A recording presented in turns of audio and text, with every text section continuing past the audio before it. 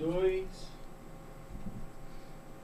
Arte e Cultura Podcast, o podcast feito para você, com você e por você. Meu nome é Mineirinho de Maceió, nós estamos aqui nos estúdios da Destravo. Você quer ter um podcast? Fala aqui com o pessoal da Destravo, aqui tem 4 estúdios aqui maravilhosos. Esse aqui é o estúdio Platinum, né, Júnior? Platinum, tem o diamante, tem o bronze, tem o ouro, é uma loucura aqui. Você complementa o seu nicho, você fica mais antenado, melhora a sua performance e leva a sua ideia também, né? Que é o mais importante de tudo, é levar a ideia, né? Hoje nós estamos aqui conversando com ela, é empreendedora social, foi top model pela agência Trejolie, não sei se eu falei certo. Posteriormente se tornou diretora de moda do Sated, ela é atriz, produtora teatral e produziu seus próprios espetáculos, trabalha com projetos sociais e é uma referência no afroempreendedorismo. Madrinha de bloco carnavalesco e madrinha de escola de samba, ela sabe sambar, né? CEO da Afrolab e assessora da Diteal e mãe da Esther. Seja bem-vinda, Maria. É Maria ou Maria com H ou Maria só com A? Maria com acento no A. Sem o H. Sem o H. Ah, tá certo, tá certo. Maria, que coisa boa, que coisa boa. Seja muito bem-vinda. Obrigada, é uma honra estar aqui com você, né? Em todos os lugares que eu vou assim, que eu encontro as pessoas que eu era fã lá, né? Que eu não vou falar a idade, não posso, gente, não posso. Eu era fã desse homem, ele ensinava. Foi um dos mentores da minha amiga Débora, com a qual eu aprendi a sambar. Opa, aprendeu com professora boa, aprendi viu? mesmo, aprendi de verdade. E eu era fã, assim, eu ia, ele estava lá dando aula, e eu estava lá sentadinha no canto, que Débora fazia assim, ó. Estava lá sentada, olhando assim, e acompanhando as entrevistas dele, nacional. E assim, o nosso encontro, e eu sempre acompanhando pelas redes sociais, quando você não estava aqui em Maceió. E o nosso encontro foi naquela reunião. Lá no teatro, Lá né? no Teatro Deodoro. Fiquei muito feliz de ver você ali, de você ter aceitado o convite. Ah, que coisa boa. Eu também estou feliz por você estar aqui. E como é que começou essa questão? Porque hoje a gente vai trabalhar a cultura de uma maneira geral. Sim. Né? Então, ou seja, você é aquela garota que se apaixonou pela cultura em qual momento? Em qual momento você falou, é por aí que eu vou? Bem rapidinho, assim, um release Certo, lá de certo, quando eu certo. tinha 12 anos. Eu estudava numa escola, né? Esse é o poder que eu trago hoje comigo da inclusão social, de pessoas comprometidas em levar a arte a sério. Eu tinha 12 anos, estudava no colégio lá no Vegel, Júlio Alto, esqueci até o nome do colégio agora. E lá eu conheci um produtor cultural, que foi o Abel Góes. Abel Góes. Sim, ele levando o teatro para a escola, levando a dança para a escola, a moda para a escola. E ali eu me destaquei entre aquelas meninas. E eu tinha 12 anos. Nossa, então começou bem cedo. Foi, bem cedo. E o meu pai, o João Marcelino, ele trabalhava no Senarte, no Centro de Belas Artes.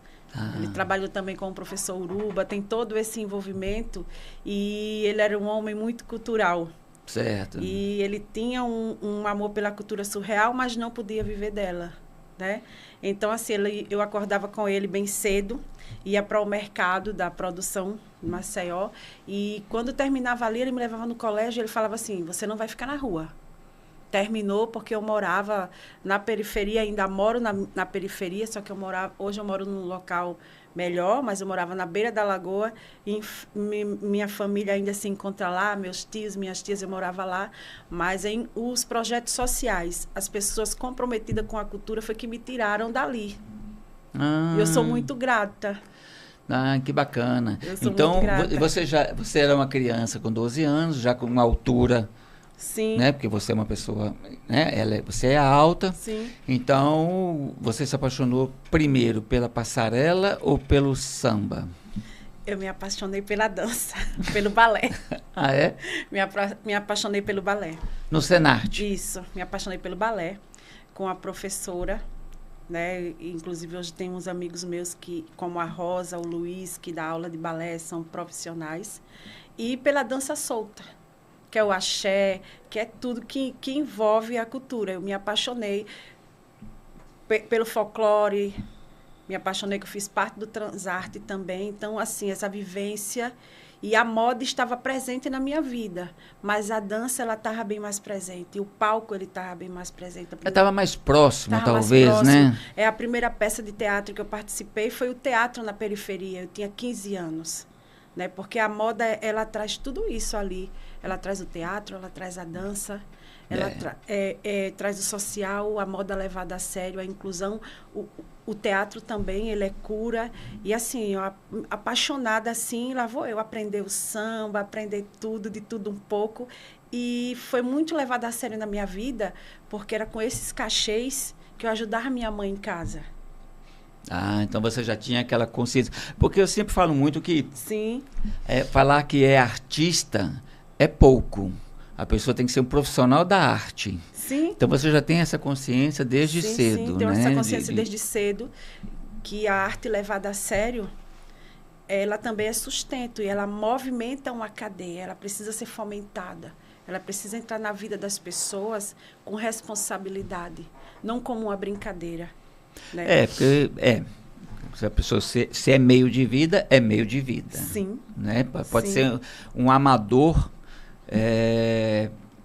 Tem muita gente que é até bom, são bons artistas e tudo, mas tem o medo de pular nesse abismo, que você não sabe o fundo. Sim. Então, se eles se prendem em algum emprego, trabalha de dia no banco, à noite faço teatro, eu trabalho no comércio de noite eu faço teatro. Ou seja, acaba não se entregando na arte, ou seja, não se desenvolve a ponto de estar vivendo disso, e também não cresce no trabalho porque não é a praia dele. Sim. Você se jogou de cara na arte, sem pensar no amanhã. Sem pensar no amanhã e buscando estudar. Né? E eu precisava, quando eu morei na Itália, que eu viajava, aí vem a moda na minha vida, quando eu participei de um concurso, que foi o Dakota Elite Model, em 1998, pela Trejoli. Eu não era nem da agência ainda, foi um concurso aleatório. Foi aqui em Maceió esse concurso? Foi em Maceió. A Trejoli é de onde? É da Ana Angélica Musi. É daqui do Brasil? Era daqui de Alagoas. Era daqui de Alagoas. Que ela representava a Mega Model, representava agências internacionais. E, assim, a Bel me inscreveu nesse concurso, onde tinha muitos fotógrafos, olheiros, scouts. E lá, justamente a pessoa que se tornou minha amiga, né, que foi embora há uma semana atrás, que foi Ari Barroso, ele era a pessoa que eu dependia do voto dele para estar ali e prosseguir no concurso até o Rio de Janeiro. Sim. Né? E prosseguir no concurso até o Rio de Janeiro. E foi uma descoberta. Aí a moda veio também na minha vida com responsabilidade e com cachês pago, né? Com respeito. Todos os desfiles que eu participava, eu ganhava por aquilo. Aí você foi ser modelo ou manequim? Tem uma diferença nisso? Porque eu vejo a pessoa falar, eu sou manequim, eu sou modelo. Tá? Modelo é aquela menina, aquela mulher de baixa estatura, mas que ela tem a fotogenia, que ela tem o corpo, que ela tem trabalhado. Já o manequim, como falavam ontem, hoje é modelo fashion, é aquela mulher mais alta, a partir de 1,75 m, é a que veste, é a que desfila, é a que veste as roupas. Hoje também a modelo faz esse trabalho, só que estamos despadronizando a passarela. É isso que eu ia falar, porque antes tinha que ser magra, alta, seca, com saboneteira aparecendo e com cara de fome, né? E cara fechada, porque ninguém não podia sorrir, não podia fazer nada. Mas a gente sabe, eu sou uma dessas pessoas, a gente sabe o que é que isso... eu digo sempre hoje com os jovens, porque além de ser empreendedora de moda passarela, eu também tenho o projeto, que é o projeto inclusivo, que são eu sempre faço essas oficinas para 20 jovens, quando eu abro as inscrições. O que é que acontece? Eu penso muito nesse lado, do psicológico, do que você pode causar na vida dessas pessoas, porque na minha vida eu também passei por isso. Passei pela ansiedade quando eu não conhecia o que era ansiedade, passei pela depressão quando eu queria desistir, quando eu não queria nada, porque eu ouvia coisas absurdas, né? Eu ouvia coisas absurdas, porque você está aqui, porque você tem que estar aqui, porque aqui não é o seu lugar, né? Mas eu tinha pessoas que me fortaleciam. Esse pessoal do meio, como é que chama isso? No meio fashion, é um pessoal que tem um sincerismo muito... apurado. É mesmo essa verdade. Impressão? Essa impressão. Hoje está bem mais leve. Hoje está mais leve, Hoje mas tá a mais pessoa leve. era muito Porque, radical, né? Isso, porque veio de um... Agora veio esse movimento, que eu sou hoje o quê? Ativista de moda. Nós não sabíamos o que era isso. Quem são os ativistas de moda hoje? É a Maria Marcelino, é a professora Poliana do ETA, que é da moda da têxtil, mas ela está lá ensinando, lecionando, mas ela tem também uma consciência da moda, do corpo, daquele corpo cênico, que a moda também é um corpo cênico que veste aquela roupa, que está ali, daquela menina também, que quer costurar, ela quer modelar, ela quer fazer tudo, né? E tem esse movimento hoje da moda e ativismo, né? E, assim, eu trago esse movimento com muita responsabilidade. E o que é que me dói hoje quando eu vejo, eu sou mãe, eu tenho um filho de 16 anos, Idan, que eu falo para ele assim, você quer ser artista? Aí ele fala, não. Eu gosto de tecnologia. Aí eu respeito. Isso é bom, isso é bom. Aí já vem a Esté, que dizem que é a minha réplica. Sim, a Esté é atriz, ela é dos palcos. A Esté é educação física. A Esté escreve, a Esté é atriz, ela é bailarina. Foi campeã alagoana de ginástica rítmica 2 vezes e chegou a encostar no Brasileiro em 3º lugar, né? Já vem conhecendo a arte de uma maneira... com essa configuração artística, né? Conhecendo a arte de maneira mais leve, mais acadêmica, não é? Não é a arte como eu conheci ali na rua de gueto, e depois eu vim estudar a moda. Não foi na porrada, como popularmente falando, mas não foi na porrada. Mas como eu falo, eu tive pessoas maravilhosas. Agora eu vou falar de coisa boa. Vou falar de coisa boa que vem acontecendo na moda. E eu passei por um período que foi de 2018. Eu disse, eu vou parar. Eu vou parar. Eu já estava trabalhando na gestão no Memorial República. Entrei no Memorial... Aquele Memorial República, o que acontece ali? Porque eu vejo ali, a impressão que tem é que é meio que um elefante branco que tá mas ali, ele né? É lindo. Não, é bonito, mas o que rola lá? Tem alguma coisa? Acontece alguma coisa lá? Nos anos que eu passei lá, ele era bem movimentado. Era exposições, era eventos, ensaios, reuniões. Até hoje também ele tem reuniões, porque a gente tem exposições, passa em frente, que é lá onde será tem um isso? pouco da história da República, fala um pouco de Marechal Deodoro, Floriano Peixoto. Foi o meu primeiro local de quando eu fui para a academia, foi o meu primeiro local de estágio, de história, que eu pude receber escolas, que eu pude estudar história, que eu pude colocar em prática tudo que eu aprendi. E os colégios vão lá? Sim, hoje visitam, vão, sim, ainda visita, coisa vão, assim. visita, tem outras pessoas lá, eu fiquei lá até 2017. Aí é quando veio esse convite maravilhoso, eu tive um convite de uma pessoa que eu admiro muito, que eu gosto muito, vou falar o nome dele aqui, que você conhece. Em 2017, eu estava só trabalhando com produções de cile, peça de teatro com o Sindicato dos Artistas, com o Vieirinha, que era o presidente que se foi, né, que você conheceu. Eu estava trabalhando, aí naquela época eu produzi 16 oficinas para o professor Chico de Assis, auxiliando ele, aprendi bacana. muito, meu professor de teatro, né, de cinema, aprendi muito com o Chico de Assis, ali trabalhando com ele e com o Vieirinha. Tem que marcar, Júnior, vou marcar com o Chico aqui. Ah, marca com ele é maravilhoso, já convida. Aí assim, eu estava paradinha e encontrei Alexandre Holanda no Teatro Deodoro, aí ele falou para mim assim, o que é que você está fazendo? Eu fiz Agora eu tô fora do trabalho, saí, eu tô desempregada.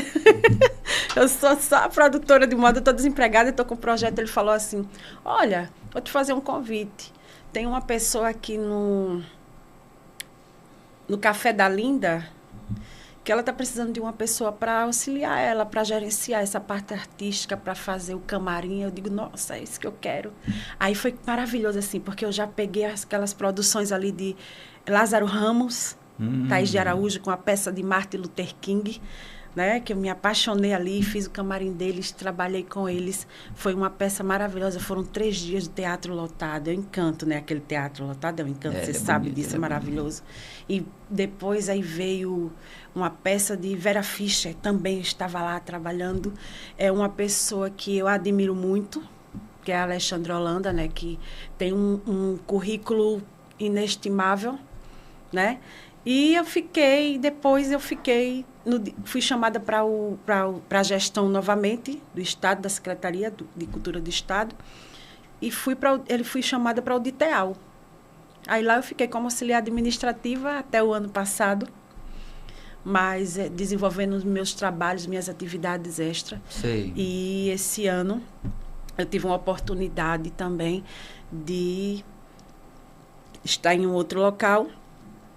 Quando eu encontro a Alexandre novamente, eu estava numa reunião com o Jonathan Silva, eu encontro, e ele fala assim, eu quero te fazer um convite. Novamente, eu digo, não, mas eu não venho para cá mais não, vou fazer outras coisas. Aí ele, não, agora você vai, vamos trabalhar comigo. Eu digo, cara, você está pronta. Ele sempre fala, as pessoas sempre falam para mim que eu estou pronta. Eu digo, gente, eu não estou pronta, coisa nenhuma. Eu aprendo todos os dias. Eu aprendi com as melhores pessoas. Eu digo sempre que das boas pessoas eu absorvi muita coisa. Tá, você fala muito assim, você é muito grata a muita gente que te ajudou e tudo, mas teve muita gente sacana também, né? Nesse período aí, Nossa, né? Nossa, então, até assim, hoje tem. Tem, mas até assim, hoje tem. Deixando essa parte do sacana de lado, deixa pra lá. Não vamos dar ibope pra sacana. Não. Eu digo sempre, é a palavra melhor que existe. O Jonathan fala que eu sou meio humor, né? A gente é meio humor. Eu digo, Jonathan, olha, eu vou para essa palestra, é para falar academicamente ou como é que é? Ele fala, Maria, seja você. Eu digo, então eu vou ser eu. O certo é se você for e você assim, mesmo, aí quando né? Agora vamos falar de coisa boa. As pessoas sacanas ficam na conta delas. Fica na conta delas, na conta delas. Quando você passou no concurso de modelos, aí você foi para o Rio. Sim. Desfilou lá. Sim. Né? Aí, na mesma seletiva de uma pessoa que você vai ficar surpresa, da Gisele Bint. Ah, que bacana. Olha que joia, tá vendo? Então, tá lá as fotos no Instagram. Já foi para elite, né? Foi naquela época. Assim. Aí voltou para cá para depois ir para a Itália. Como é que você foi esse convite para ir para a Itália? Foi o processo. E foi para modelar ou foi para sambar? Como é que foi? Vamos lá, foi o processo assim. Aí, 2002, quando eu volto do Rio de Janeiro, com tudo pronto e tal, participei de vários desfiles no Nordeste, viajava, fui para São Paulo, fui para vários lugares. E teve uma época que a moda parou. Aí eu continuei na moda e continuava dançando para ganhar os cachê. Era na Gaviões de Apajuçara. Quando eu estava aqui, o Eugênio também teve uma grande participação. Eu digo, eu não quero nele. Vai para a escola do seu bairro 5, eu sou presidente de lá agora. Aí lá vou eu com uma amiga minha, a Adriana, o Gilson, os meninos, a gente foi para lá e a gente ficava com comissão de frente, eu como rainha de bateria, aquela coisa toda. Aí quando tinha cachê, o prego me chamava na Gaviões de Apajuçara. Quando tinha lá, eu ficava assim, no intercâmbio das duas. E a Bel, em 2002, eu tenho bem datado, assim, eu gosto muito de datas, coisa de historiador, né? Gosta de data. Aí eu, em 1999, aí a Bel disse, tem um convite, uma temporada em Milano. Aí eu, nossa, e como é que eu vou? Eu não falo italiano. Aí ele fez, eu falo. Vamos lá? Bora. Aí passagem, tudo direitinho, aí eu passei lá 30 dias, voltei. A gente foi para Recife, que é aquele grande desfile que tem em Recife. Sim. E eu ficava assim nesse intercâmbio. Aí, em 2002, foi que a gente fui para lá, eu passava 6 meses, uma temporada, pelo Ventaclube e desfilando. Seja, você Era os foi dois. para a Itália pela primeira vez, ficou 30 dias. Isso. Voltou para cá. Isso. Aí foi pro Ventaclube, aí foi Isso. chamada de novo. Isso. Teve algum tipo de algum momento infeliz fora do Brasil? Porque a gente vê assim, todas as vezes, eu viajei, por exemplo, com a Dedéu, né? E a minha maior preocupação era proteger a Dedéu. Sim, né? eu sei. Porque a Dedéu é aquela mulata que a gente Sim. conhece. E fomos para Portugal e o pessoal, assim, ficou muito fã da Dedéu. Mas ela é uma... Pedido de casamento, etc, etc, etc. A Dedéu fez muito sucesso lá. É uma rainha. Entendeu? Mas eu sei, e muita gente chegavam para mim perguntando por ela. Entendeu? Então, assim, cada vez que chegava um perguntando por ela, mais aumentava a minha responsabilidade de cuidar dela. Sim, Nós sim. ficamos lá 25 dias.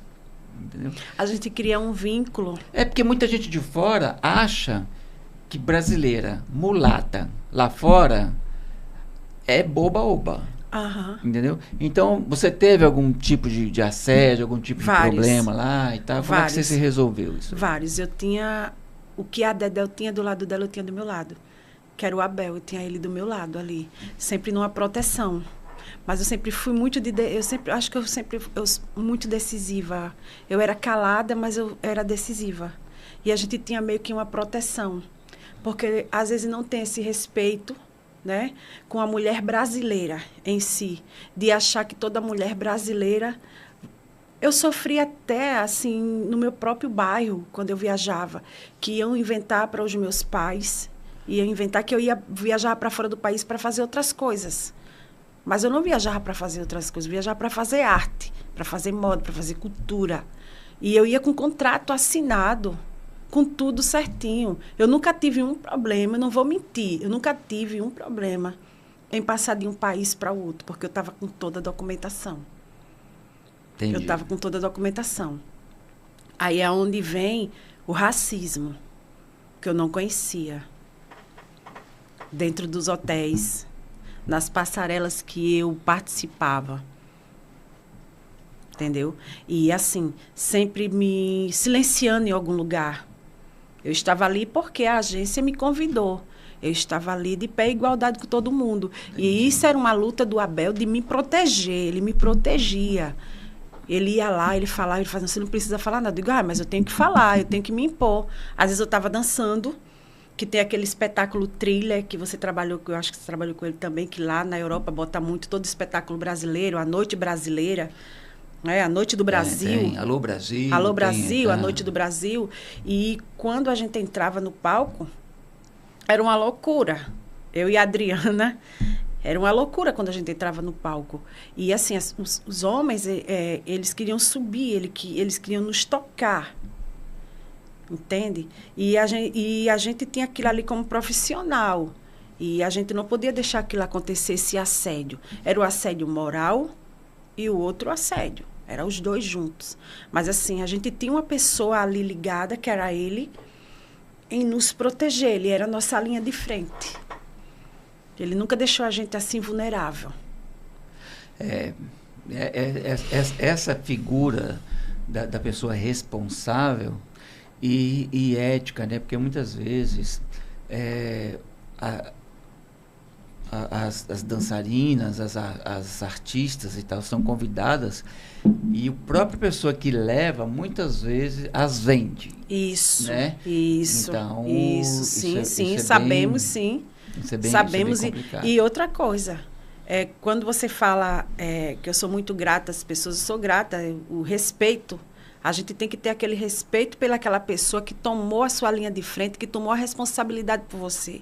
E eu digo isso como produtora de moda, como produtora cultural, como produtora de teatro, como produtora em si, é que às vezes não tem essa gratidão e não tem esse respeito. Você abre a porta, eu vou ser bem sincera com você, você abre a porta, a pessoa passa...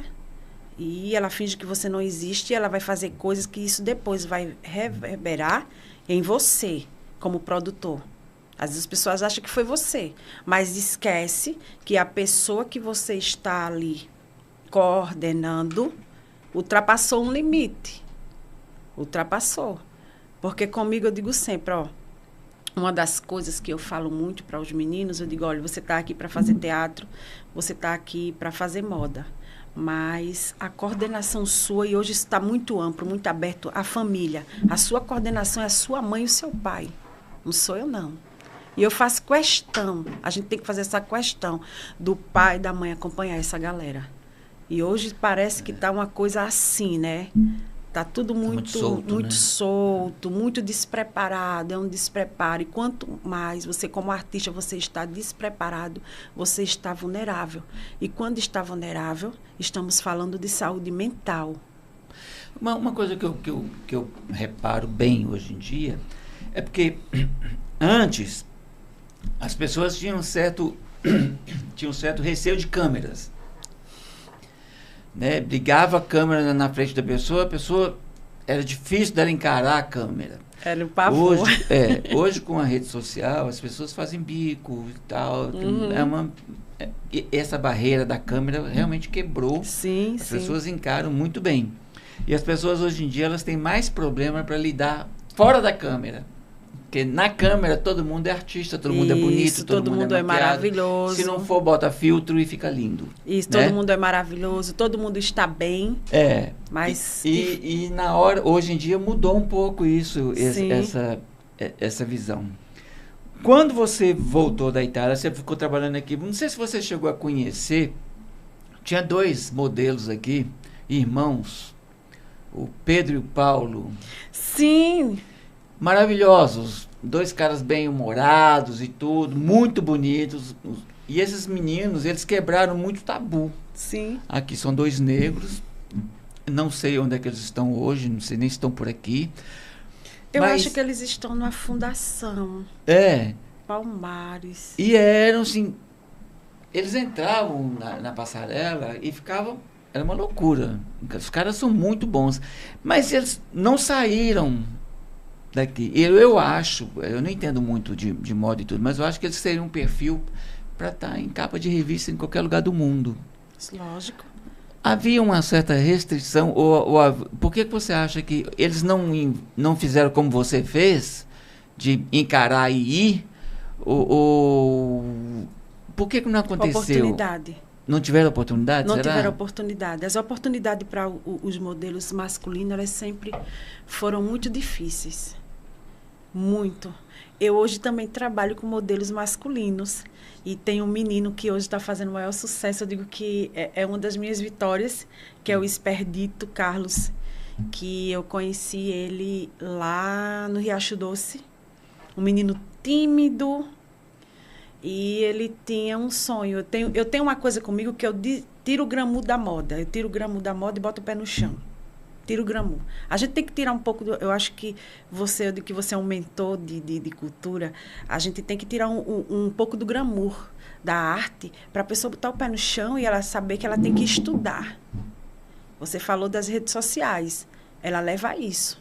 Todo mundo é ator, sem ter estudado, sem ter feito um curso. Todo mundo é bailarino, sem ter feito nada. Todo mundo é dançarino, todo mundo é tudo, mas não passou por uma escola do Mineirinho, não passou por uma academia, não passou pelo processo. Não passou. Eu desgramuro, eu tiro o glamour. Quando eu conheci, aí eu falei, você quer ser modelo? Aí ele falou, quero. Você faz o que da sua vida? Ele falou, eu trabalho no Giramundo. O que é isso, Giramundo? É um bar. Bar. Eu trabalho lá e eu gosto de empreender, eu gosto de atender as pessoas. Eu fiz, continua trabalhando lá. Vamos ver no que isso vai dar. A gente vai conversar. Minha conversa é olho no olho com você. Aí eu conversava com ele, conversando.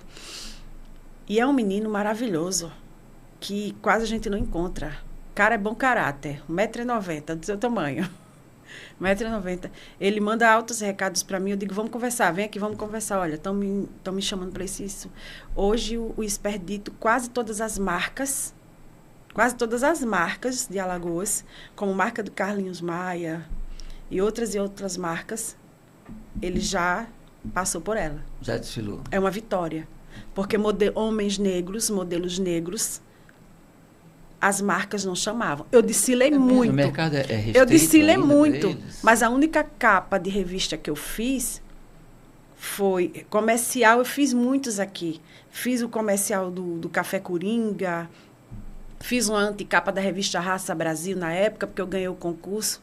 E fiz uma foto, saiu uma fotozinha na revista Contigo, minha filha que está resgatando todo o meu acervo, que ela fala que está resgatando o meu acervo. Eu fiz pequenas coisas, eu fiz muito desfile, mas na hora de aparecer mesmo, eram os modelos brancas, eram os modelos loiras, era o padrão. E nós viemos para tirar esse padrão. Hoje a gente fala de moda afrocentrada. Hoje a gente fala de moda afro-twist, mas não é uma separação. Eu falo de inclusão. Então, quando eu chego lá em 2018, que o Jonathan, com a rede Senafro, já estavam trabalhando a moda afrocentrada na rede Senafro, ele já estava trabalhando com outra pessoa que era sócio dele, aí ele me chama assim. Eu fiquei muito feliz porque eles me tinham como referência de moda. Me chamam como referência. Eu tenho o Enes convidado, minha filha vai fazer um concurso, tal. Aí, hoje, eu penso como empresa. Se eu vou ensinar alguma coisa para uma pessoa, eu mando o meu orçamento. Entendi. Entendeu? O que é a Afrolab? Afrolab é um concurso nacional que é da Feira Preta, que é de Adriana Barbosa, que hoje ela é nacionalmente, internacionalmente conhecida, porque ela é a pioneira que fala de moda, que fala de teatro, que fala de empreendedorismo, que fala de tudo isso. É a maior mentora, uma mulher negra, já saiu em revistas internacionais. É ela que fala tudo isso. E em 2018 é quando vem a moda afrocentrada na minha vida. Aí Jonathan me chama para participar de um evento e eu fiquei meio que assim, porque eu trabalho toda a moda para todos, né? Para todos. Eu trabalho a moda para todos. E foi uma coisa diferente para mim. Eu digo, não, é um mundo diferente, mas eu tenho um conceito, eu tenho um conhecimento. Aí, quando ele me chama, quando chega lá em 2021, aí ele fez, que tal? Vamos conversar? Eu faço uma mentoria para você. Eu digo, cara, eu tô isolada, eu não quero saber mais de moda, eu não quero saber disso não aqui. Para mim, chega. Agora, eu sou só mãe, estou só trabalhando, dou algumas aulas para as meninas que precisam de mim. E Ari Barroso, olha, o Zeca Barreto da Mega, o pessoal quer conversar com você. Mônica Monteiro, que foi a produtora de Gisele Bündchen, que é uma pessoa maravilhosa, né? Inclusive, eu estou com alguns projetos aí. Me chama, eu fiz, eu aceito. Só que tem um detalhe, Jonathan, eu vou conceituar isso. Ele conceitua e vamos trabalhar a moda afrocentrada. Eu digo, eu vou trabalhar. Agora eu vou trabalhar com inclusão de modelos negros, de todos, brancos também, que sejam antirracistas, para que consigam viver de pé em igualdade, que o empresário enxergue dentro do estado de Alagoas, que respeite. Então, é uma moda inclusiva, positiva e afrocentrada. Que é uma moda inclusiva, porque ela é para todos. Você é uma menina branca, loira, você pode, sim. Se você olhar lá na minha página, tem uma menina que eu estou fazendo a mentoria dela agora, que ela vai viajar, ela é uma menina branca. E ela se sente muito feliz. Eu fiz a Semana da Consciência Negra, ela estava lá comigo, feliz de estar vendo aquilo ali, uma menina estudiosa, biomédica. Ela fala, nossa, eu estou vivenciando. Que coisa linda, tia. Aí eu digo, pois é isso, é uma moda positiva, que é para todos, inclusiva para todos, e afrocentrada. Afrocentrada, quando eu estou falando de um conceito afrocentrado, de moda afro-brasileira, de inclusão de corpos pretos, de pessoas antirracistas, né? Que todo mundo se apoie, que todo mundo se respeite. E do respeito pela moda. Eu tenho uma coisa assim, que quando a pessoa fala, eu fiz uma loja, qualquer pessoa fala, eu fiz um evento, desfilinho de brincadeira. Para mim isso não é brincadeira, eu não gosto que fale dessa maneira. Que a pessoa que está ali, a partir do momento que eu coloco uma peça de roupa, coloco 2 pessoas ali para desfilar, sem nenhum entendimento do que ela está fazendo, eu estou desvalorizando, desmistificando todo um conceito, todo um trabalho que eu estou fazendo. Mas muita gente também prefere, por exemplo, a pessoa tem uma loja onde essa loja é frequentada por um nicho de pessoas, né? Sim. E ela quer que agradar a essas pessoas. Então, põe a pessoa porque comprou muito lá, então põe ela para desfilar. Põe a filha dessa pessoa para desfilar e tudo. Seria uma estratégia de marketing também, que muitas vezes, aí a gente entra muito na questão mesmo do SATED, que poderia estar resolvendo isso. O SATED Rio, ele está enfático nisso aí. Pois é. E a gente aqui, estamos órfãos de SATED há muito tempo, né? Há muito tempo. Estamos órfãos de SATED há muito tempo. Então, a falta de uma organização na profissão acabou abrindo essa brecha para que dançarinos, bailarinos, atores, produtores se aventurassem numa carreira sem a estrutura e sem conhecimento. Isso, e e é aquilo que você falou aí, é sobre o emocional. E quando não acontece do jeito que a pessoa quer, ela sofre. Porque quem sofre, eu já ouvi vários meninos falar assim para mim, nossa, eu passei 2 anos e meio estudando teatro, todos os fundamentos do teatro, e eu não consigo trabalhar, eu não consigo produzir, porque vem uma pessoa, faz uma coisa que não era para fazer ali, mas a gente sabe também que hoje a gente está vivendo, eu tive que me adaptar, a gente está vivendo um momento, como é que se diz, cibernético, de redes sociais, aí onde a gente tem realmente que se divulgar. Um recado que eu dou, vou dar um recado para você, que é estudante de teatro, que diz que não é convidado para fazer nada e tudo e tal. Monta seu espetáculo, que maravilha. Produza o seu espetáculo e cai em cima. Isso. Faça um monólogo, entendeu? Se ninguém te chama para trabalhar, o que você faz? Monta um espetáculo e chama outras pessoas para trabalharem. Faz cooperativa e bota o espetáculo na rua. Porque não fica esperando a banda passar. Fica vendo a banda passar. Pula a janela e vai atrás da banda. Isso. Entendeu? Porque eu acho que é isso que tem que acontecer. Não, é assim, é isso que está acontecendo. Eu vejo hoje, eu fico muito feliz. Eu estou lá no trabalho, quando chega o coletivo de jovens de teatro. Já com a peça pronta, ele quer produzir, ele quer o apoio, ele quer fomentar. É justamente isso que está acontecendo. Cai dentro, justamente. E hoje a gente tem isso aqui, ó. Não fica esperando acontecer, não. Tá? Um beijo grande aqui pro Keiler, que tá falando aqui, ó. Parabéns pela entrevista, parabéns a Maria. Oh, lindo. Pelo trabalho. Grande abraço. Keiler. Obrigada. Um beijo. Você que está assistindo a gente aqui também agora, pode mandar a sua pergunta para cá, tá? Manda a sua pergunta, porque a Maria tem uma experiência bacana aqui e para poder trocar experiências mesmo, né? Que a gente está aqui para isso mesmo. Ô Maria, e como é que funciona? Você está hoje no DITEAL. Sim. DITEAL são os teatros do estado de Alagoas. É a Diretoria de Teatro do Estado de Alagoas. Pronto. Aquele teatro onde era Senarte, você está sabendo se ele vai sair ou já que você está lá no meio dos teatros lá? Que eu estou lá nos grupos já e que tal. você está lá, gente, pô, sai ou não sai? Não, todo mundo fala isso, você é do meio, gente, pelo amor de Deus. Pelo que eu soube, tem um movimento, né, um grupo de artistas que já fizeram um abaixo-assinado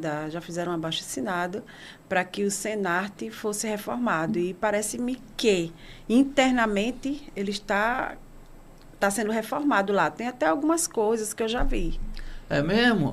Eu acho que quem está integrando o movimento é um amigo Naelito. Naelito? Eu acho que seja ele. O Dudu também deve estar. Sim, né? Dudu Nogueira. Dudu Nogueira, Naelito. Pois Dudu aí na luta, aqui, Dudu falaram, aí na luta do SATED, né? Para ver se a gente consegue, né? É um pessoal que, por exemplo, o pessoal lá do DITEAL hoje é o pessoal que está tentando fazer um trabalho direitinho, né? Sim, sim. E eu acho que é por aí, né? Administrativamente, correndo atrás, né? Como eu digo, eu estou na casa para somar, né? Eu fiquei na casa para somar. Estou ali para ser a voz, porque eu me tornei uma menininha bem bem incansável. É difícil me silenciar, mas assim, com calma, com tranquilidade, a gente chega, né? Porque você tem a alma de artista e o artista mesmo, ele é do diálogo, né? E eu tô ali para ser a voz também. Eu tô ali para ser a voz. Eu tô ali para ser a voz e eu creio que esse ano de 2024 ele seja de muitas surpresas. E assim, eu torço muito pela gestão, para que todos juntos consigam fazer pela diretoria de teatro, pelos teatros, pelo Teatro Deodoro, né, que é um patrimônio nosso, né, um patrimônio que merece cuidados, que merece ser bem cuidado, com muito amor, né? Porque a gente tem um teatro que é uma joia, né? Eu digo sempre assim, no entendimento hoje, que a arte não anda sem o administrativo. E você é a prova disso, porque você administrou sua carreira. Você administrou sua carreira, você revelou pessoas, deu direcionamento às pessoas. E a arte, ela é administrativo. Sem o administrativo, a arte não anda. E para fomentar a cultura, precisamos de gestores comprometidos. E a arte também, ela tem que ser humanizada. Eu vejo muito a arte com amor. Quando eu converso com um grupo cultural que passa por mim, que é um dos meus papéis hoje, né, que me delegaram, quando eu converso com o artista, quando eu converso com um grupo cultural e quando eu me deparo que são meus amigos, quando o pessoal chega, que me vê ali, aí eu fico muito feliz. Maria, é você? Aí vem lá, dá um cheiro, dá um abraço, eu sento, eu converso, eu digo, vai por esse caminho aqui, né? Tem agora a nova gerente artística e cultural, que é a Nidiane, que você conheceu, com muita vontade de trabalhar, né? A Nidia Oliveira, né? A Nidiane. Ela está assistindo a gente, ela mandou um recado para vocês. Espaço muito bacana, beijo para vocês. Obrigado, Nidia. Vamos ver quando você vai poder vir aqui. Vai ser a próxima, né? A próxima. Bater um papo aqui com a gente, tudo. Né? É importante porque a gente não deixa de ser um canal com o pessoal da cultura. Sim. E ela, assim, é bom que as pessoas que estão na gestão... E ela também é gestora cultural, administrativo, planejamento estratégico. Eu creio que ela esteja ali com muita vontade de trabalhar, né, por já ter tido uma experiência em uma fundação. Ela já teve uma experiência em uma fundação, que foi até na Fundação Cultural que eu a conheci em alguns dos encontros e reuniões com grupos. E está ali. E eu digo que a DITEA hoje ela é um grupo de mulheres, viu?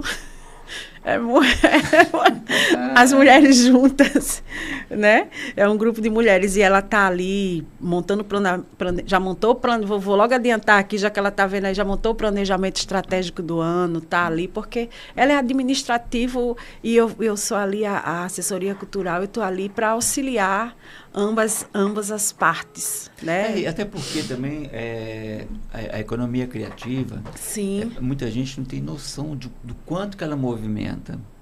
E muita gente que vive dela não tem noção de como é que se trabalha de uma maneira sustentável e com eficiência. Sim. Entendeu? Porque não adianta.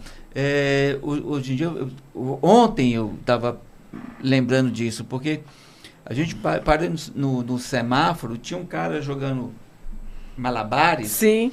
Aí ele veio no carro, eu falei, cara, eu não tenho R$1 aqui. Ele falou assim, passa o Pix. Entendeu? É o artista independente. Então eu achei maravilhoso isso, entendeu? Eu falei, não, passa o Pix. Quer dizer, o passo Pix significa, vou fazer o meu projeto, vou me enquadrar o projeto. Isso. Agora tem a Lei Paulo Gustavo. Eu estava reparando, a plataforma Prosas está super congestionada. Muita gente achando ruim, eu achando ótimo. Pô, que bom que está congestionada. Que bom que todo mundo está envolvido para fomentar a cultura. O pessoal está se preparando melhor para viver profissionalmente. Se preparando para a burocracia, que a arte tem que ter a burocracia. Não tem como desvincular. Quando a arte... Eu vou dizer uma coisa para você. Garrincha era muito melhor do que Pelé. Mas o Pelé... ele era um profissional do esporte. O Garrincha era farra. Ele era o artista. Isso. Então, o Garrincha não morreu bem financeiramente. E o Pelé foi o que foi. Porque o Pelé, o Garrincha era muito melhor, mas o Pelé é o cara que foi profissional. O Garrincha saía para beber, pulava a concentração e tal, não sei o quê, farra, não sei o quê. O Pelé era um cara mais centrado. Então, assim são os artistas. Não adianta, você vê muita gente aí qualificadíssimo, um artista de mão cheia, um cara bacana e tal, e não vai. E quando tem a oportunidade, faz merda. Administração. Entendeu? Aí você vê um cara que nem é um cara assim muito estrelado, porque eu falo assim, eu não gosto de trabalhar com artista, eu gosto de trabalhar com profissional da arte. O cara chega lá e manda ver e faz muito bem. Fala, é profissional da arte, está aqui Maria Rosária. Beijo, Maria Rosária. A Nídia aqui de novo. O Teatro Lima Filho, que fica no primeiro andar do prédio onde fica o Senarte, é um patrimônio da cultura de Alagoas e do rádio. Programas de rádio ao vivo foram feitos lá na época da difusora. Verdade, sim, sim. Tem o professor, tá tem o professor Luba, tinha meu pai lá também. É mesmo? Então, era dizer, sim. Você já vem de uma linhagem de gente ligada à arte, né? A primeira vez que eu pisei no palco do Teatro Deodoro, no Festival Estudantil das Escolas Públicas, eu tinha 16 anos. Olha aí. Eu tinha 16 anos e queria ficar lá no teatro para não ir para casa. Aí eu lembro de um senhorzinho, o senhor Dias, que está aposentado, que era um funcionário efetivo do Teatro Deodoro, que ele abria o portão e falava, vai embora, senão eu vou ligar para o teu pai. Vai embora que eu vou ligar para o teu pai. Deixa eu te perguntar uma coisa. Antes de ontem, saiu na imprensa que o Araqueto desistiu do carnaval, de sair do Carnaval de Salvador, porque o cachê estava muito baixo. E ele reclamou que o cachê dos artistas de fora estavam muito maiores do que do Araqueto. Então, ou seja, olha que o cachê dele era 100 mil reais. E eles disseram que não ia desfilar. E aí a prefeitura teve que intervir. O Araqueto ontem parece que foi confirmado a presença dele no carnaval, e a prefeitura interviu e eles parece que vão desfilar, porque acertaram a questão do cachê. Então eu te pergunto assim, santo de casa não faz milagre. Isso é no geral aqui também? E quem não chora não mama? Também é uma prerrogativa? Às vezes, realmente, o milagre em casa ele é muito difícil. A gente tem isso todos os dias no nosso município. No nosso município, no teatro, na moda, na música. Na música tem. Na música tem. Porque eu penso assim, na fomentação à cultura. Primeiramente, primeiro eu acho que eu tenho que dar valor aos meus, que é o patrimônio, que são os artistas da minha cidade. Eu tenho que valorizar, eu que alavancar a cultura, e você sabe disso. A gente fala que vai falar de Europa. Vou falar por uma experiência, vou falar sim, vou falar, porque quando nós, brasileiros, e você sabe disso, que você teve essa experiência de viajar com um grupo, quando nós brasileiros chegamos lá na Europa, nós somos super valorizados. A nossa cultura é muito valorizada. Muito. Você precisa sair do seu habitat para poder ser reconhecido. Isso aconteceu. Hoje eu estou aqui contando uma história quando eu vou dar uma palestra, mas ali eu tenho uma narrativa verdadeira, eu tenho um portfólio verdadeiro, eu tenho pessoas que comprovam quando voltam lá no Vegel, quando voltam lá no Prado, que me abraça, que está ali no meu Instagram, seguidores reais, que são dos eventos que eu já fiz na comunidade, que são pessoas reais que estão ali e que ficam felizes, mas eles ficam felizes pela trajetória, porque eu fui, eu vim. O Mineirinho, eu sou fã do Mineirinho, porque eu estava na sala da minha casa com a minha mãe e estava ali vendo onde? No Jô Soares. E o Mineirinho estava fora do estado. Aí, quando o Mineirinho volta, ele é o Mineirinho. E por que o Mineirinho não é valorizado com o cachê que ele merece? Na moda não é diferente, no afroempreendedorismo não é diferente. Aqui temos pessoas de formação. Por exemplo, hoje, não é porque ele é meu amigo, não é porque ele é um menino, mas aqui nós temos pessoas maravilhosas no estado, Aqui tem mulheres maravilhosas pelo movimento da cultura inclusiva. Tem Sal Bernardes, uma mulher dessa, quando ela vem uma pessoa de fora, ganha por uma palestra R$ 20.000. R$ 20.000. Tem o Jonathan Silva formado ali, pioneiro, um menino estudioso, que domina a narrativa, já ganhou prêmio nacional, está dando mentoria para a Reafro, para Feira Preta, sendo chamado para vários lugares do país.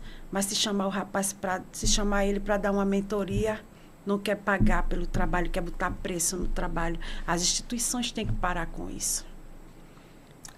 Mas é difícil. Aí vem eu fiquei surpresa, uma coisa que eu não sabia, é o São João, o Festival de Verão, gente, pelo amor de Deus. Festival de Verão, aquela cantora Manu, que tem uma música que está bombando. Eu não sabia que ela era alagoana.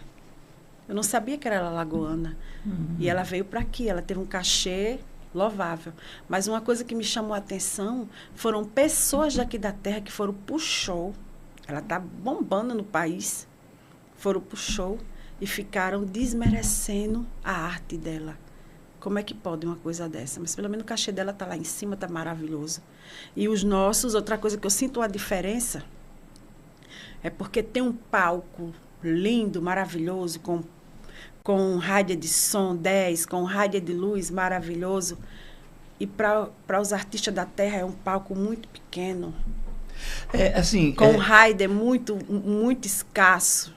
É complicado, porque muitas vezes também é difícil falar. Eu posso falar por mim e por mais alguns que eu conheço. Sim. Que a gente, fora daqui, a gente é bem valorizado. Entendeu? Então, assim, eu trabalho muito no eixo Rio-São Paulo, eu trabalho no Brasil inteiro. Tem o Marlon Rossi, que é daqui também, que trabalha do Brasil. Hoje ele está no Costa do Sauípe fazendo um show.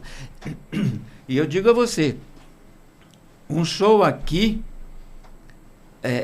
não é prioridade, porque lá fora ele é muito mais bem remunerado. O espetáculo Brasil, que é o espetáculo que você faz, que é o espetáculo que a gente apresenta nos hotéis, é caríssimo. Pois é, então o que acontece? Uma vez que você não... É mercado. Isso. Se, por exemplo, se não te valorizam aqui, você vai para onde te valorizam. Lógico. Né? Então, assim, a gente trabalha muito fora. Amanhã eu vou estar fora do estado, por exemplo. Amanhã, quinta-feira, eu estou fora. Então, a gente busca, né, ir lá onde é bem valorizado. A partir do momento que você é valorizado aqui, você dá prioridade para trabalhar aqui. Então, assim, não é só o Marlon, tem muita gente aqui, o Peron, tem muita gente aqui que tem um portfólio bacana, que é reconhecido. Você tira... Trabalha muito lá fora. Não cortando a tua fala, vamos falar de cultura popular um pouquinho. Os grupos folclóricos, nossos patrimônios vivos, nossos guerreiros, nossa chegança, nosso coco de roda, nossos mestres do coco. Pois é. Nossa cultura nativa, nosso guerreiro, nossa chegança. É complicado, né? Porque... Nossas baianas. Tem muita gente nessa época de São João, é rico demais, que dança e muitas vezes eles recebem lanche. Lanche. E você vê que eles têm amor para fazer aquilo. Sim, e de passar, e passa para o neto, de pai para filho, o filho passa para o neto, e é uma cadeia assim. E é engraçado porque muitas vezes também a gente vê tanto descaso, ao mesmo tempo tem a coisa da cultura do mestre vivo, né? Quer dizer, é uma coisa assim... Patrimônio vivo. Patrimônio vivo, que é uma coisa meio surreal, porque o cara não valoriza né? A gestão, digamos assim, amigo, não valoriza, mas aí de repente pega, vamos colocar um patrimônio vivo aqui, porque de repente, tem patrimônio vivo, justifica a falta de apoio do resto, Deixa é isso? Deixa eu contar uma história que me doeu muito, lá de Marechal Deodoro. Nelson da Rabeca, você já ouviu? Opa! Nossa, eu me emociono, porque eu participei com a Alda, que também cuidava dele, que é a irmã do Abel, ele faleceu num estado... aquele coisa ali, aquela arte que ele fazia é reconhecida internacionalmente. Mas ele não teve o reconhecimento devido. Eu digo, em vários aspectos. Ele não teve. Ele não teve um aparato de saúde legal que ele deveria ter. Pela grandiosidade que ele era para o próprio município dele, pela grandiosidade que ele era. Entendeu? Essas pessoas assim, esses patrimônios, eles têm que ser reconhecidos vivo mesmo, pelo legado que está deixando. E foi assim uma coisa surreal. E vários outros. É complicado. E você vê que isso não é uma coisa muito só de Alagoas, não, viu? Não. Você vê que o Rio de Janeiro, por exemplo, a mestra Antonieta, que é a rainha da gafieira de todos os tempos, sim, né? Que sim. ela praticamente fundou a Estudantina, Sim. morava num quarto-sala. Entendeu? Então, assim, você vê que eu acho que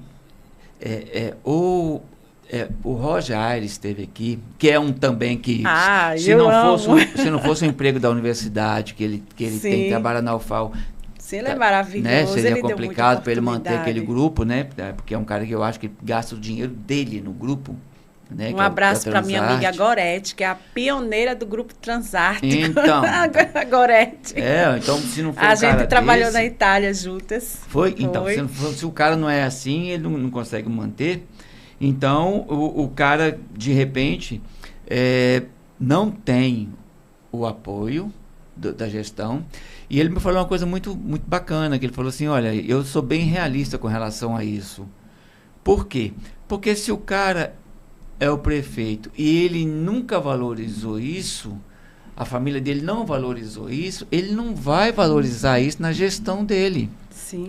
Então, ou seja, é uma coisa que vai se perdendo.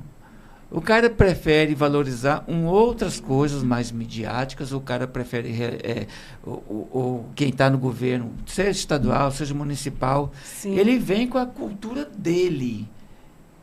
Né? Então ele não vai querer ou não vai pensar em escolher um secretário de cultura que é afinado com a questão cultural. Quer dizer, isso, se o cara não faz parte da cultura dele, ele não vai valorizar.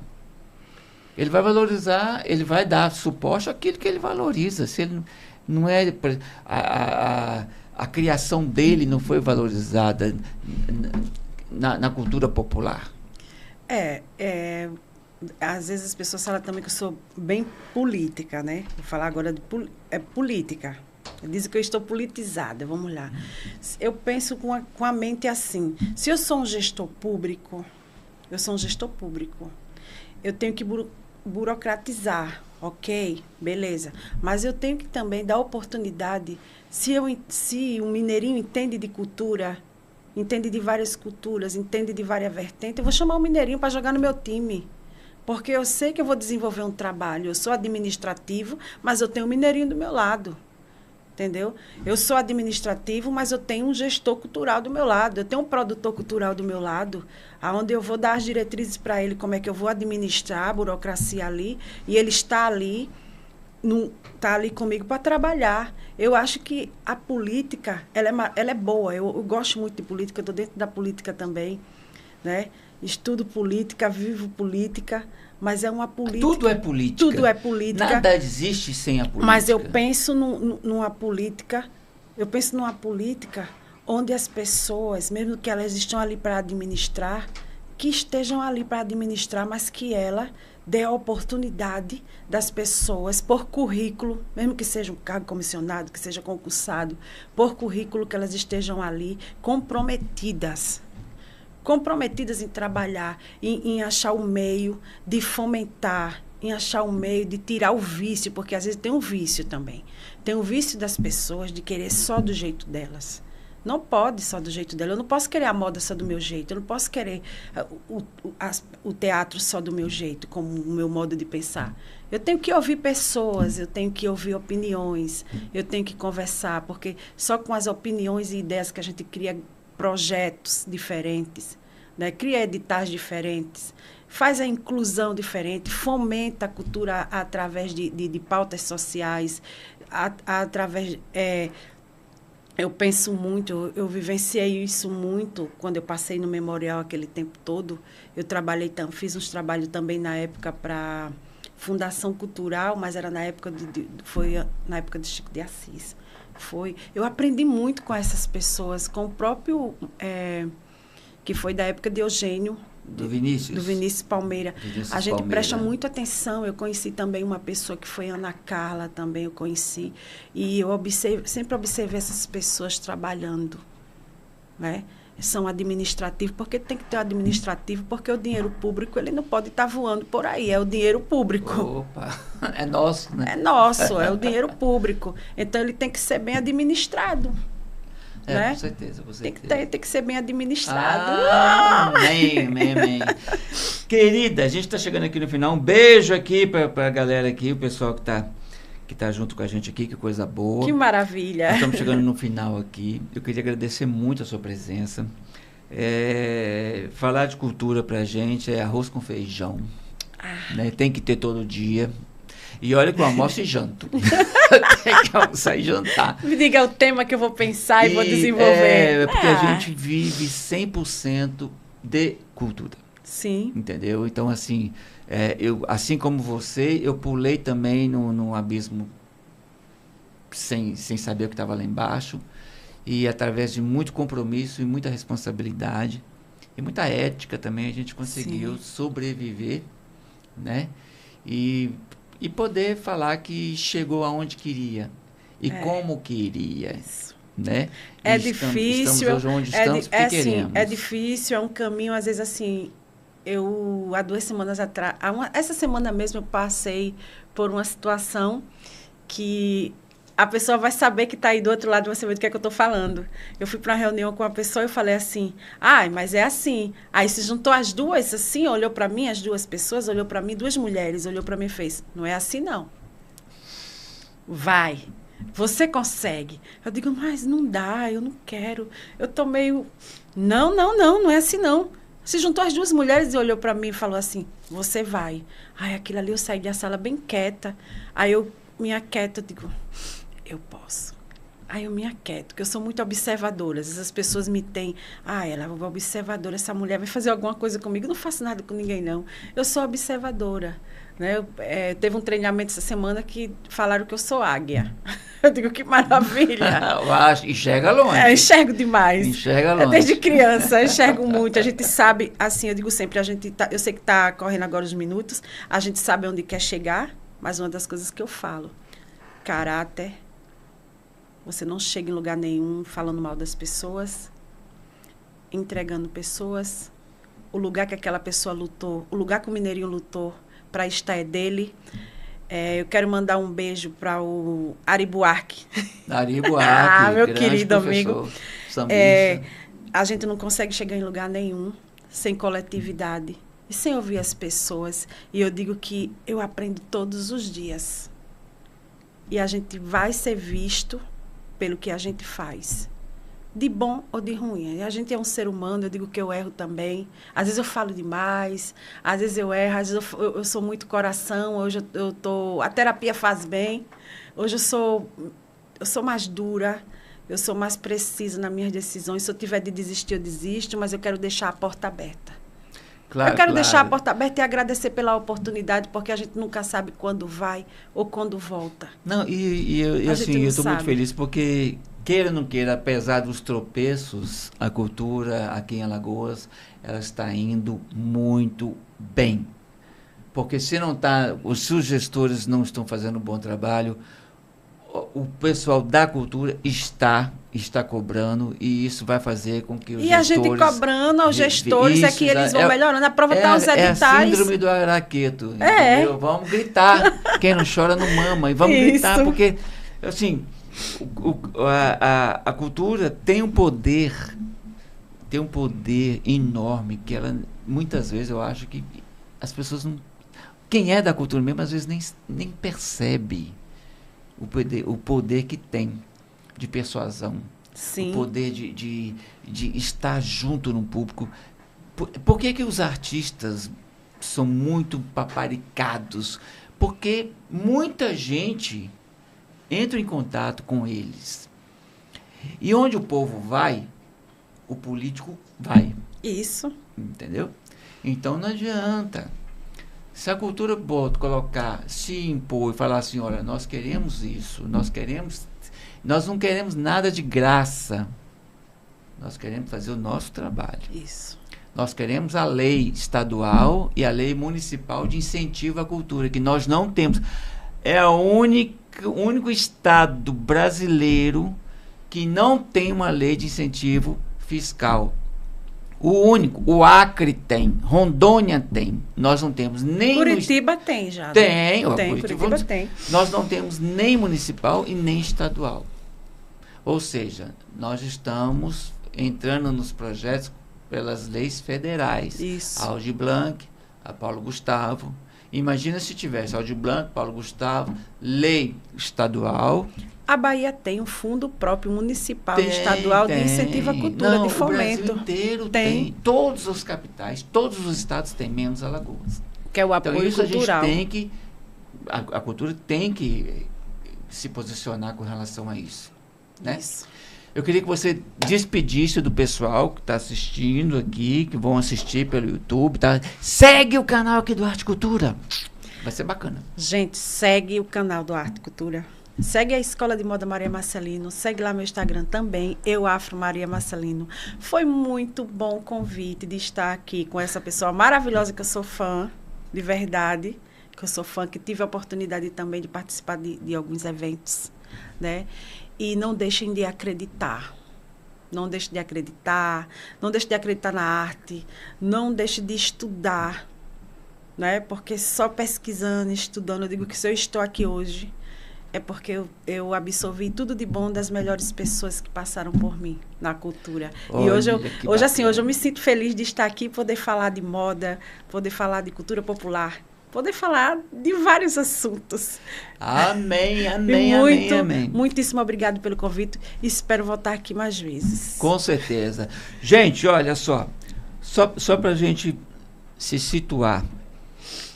Ontem eu telefonei para uma pessoa para a gente tomar um café, que foi o pessoal do Coco de Rodas. Sim. Sabe o que ele me disse? Pro Mineirinho, não, hoje eu não posso ir tomar um café com você, porque amanhã é o último dia de enquadrar os projetos na Lei Paulo Gustavo. Sim. E eu vou ficar no computador para enquadrar isso. Foi até as 14 horas de hoje. Isso o pessoal do Coco de Rodas.